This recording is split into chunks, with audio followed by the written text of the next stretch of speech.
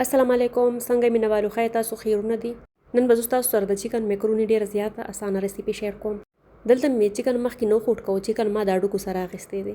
د دې به زه تاسو هغه بغیر اډوکو والا یعنی بونلس چکن هم اخیستی شئ. میکروني د پاره مې چکن مخکې نو خوټ کو، سایډ ته مې کېښودو، مطلب ښه صحیح مې پوخ کو. اوس په یو بل لوښی راواخلو، دې به ښه ډېرې اوبه واچوو او دې کې به دا یو غټ بول میکروني واچوو، مطلب دا به پکې خوټ کو.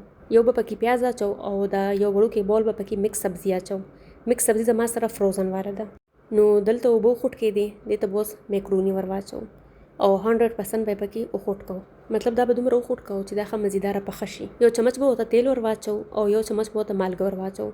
دې سره به دا میکروني چې کومه ده دا به د پتیلې پسې نه نښلي او چې وخوټ کېږي مطلب پخه شي نو یو بل پسې به هم نه نښلي، ښه مزیداره کیلا کیلا به نو میکروني ښه مزیداره خوټ کېدل، مطلب دا ښه پخه شو. اوس په دا ټوکرۍ کې واچوو چې دا اوبه ترې لرې شي او یو بل لوښی به راواخلو، هغې کې به داسې 3-4 چمچې تیل واچوو. چې تیل لږ ګرم شي نو بیا به ورته هغه کټ شوی پیاز ور واچوو.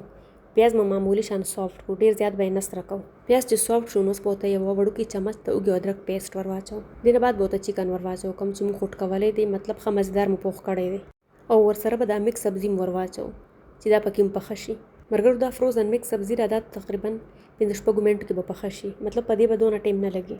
تاسو پکې بند ګوبي، شمله مرچ او ګازر هم اچولی شئ، خو نن ما سره تازه سبزي نه وه، ما پکې دا فروزن ور واچول. ټماټر به پکې نه اچوو. 3 چمچ به پکې کیچپ ساس ور واچوو، 1 چمچ به پکې سپینه سرکه ور واچوو، یو وړه چمچ به پکې سویا ساس واچوو او 1 چمچ به پکې چili ګارلیک ساس ور واچوو، 1 چمچ هم پکې هاټ ساس ور واچوو. دا ساس چې مې ورته ور واچوله دې کې به داسې 15 منټه پاخه کړو، لږ اوبه پکې ور واچوو چې دا سوځي نه. دې نه بعد به 15 منټه پاخه کړو. مسالو کې به ورته بس لږ شان مالګه ور واچوو، لږ به ورته کالي مرچ پاوډر ور واچوو او 1 چمچ به ورته اورېګینو ور واچوو. اورېګینو پکې ضروري نه دی، که ستاسو خوښ یا د سړی نو واچوئ پکې او که نه یا مو نه خوښ نو واچوئ پکې. نو اوس به دا داسې 15 منټه پاخه کړو چې چکن هم دا مسالې او دا ساسیجز واخلي او دا سبزي هم لږ شان پخه شي. سر به پکې کېږدو چې زر پاخه شي او ساسیجز مې ورته دا ور واچوله.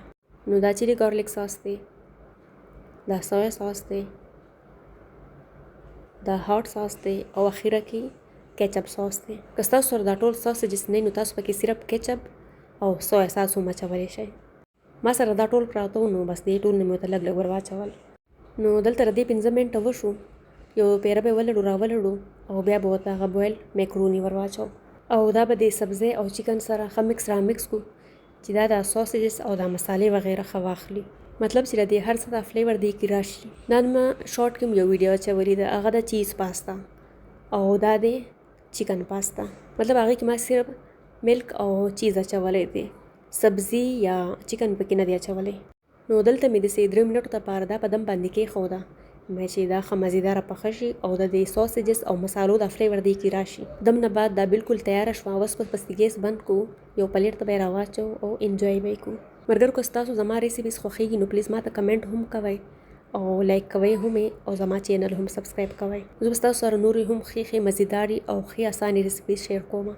نو دا دی د دې فاینل لوک، ماشاءالله نږدې نه تاسو کتی شئ چې څومره دا زبردست ښکاري. زموږ کره خو یې واړه داسې نه خوري، له پاسه پرې ښه ډېر کیچپ او هاټ ساس واچئ بیا یې خوري. دې سره دا نور هم ذایقې دار شي. تاسو هم یو پیره داسې ټرای کړئ، مطلب دا کیچپ پرې واچوئ، ډېر زیات خوند به درکړي.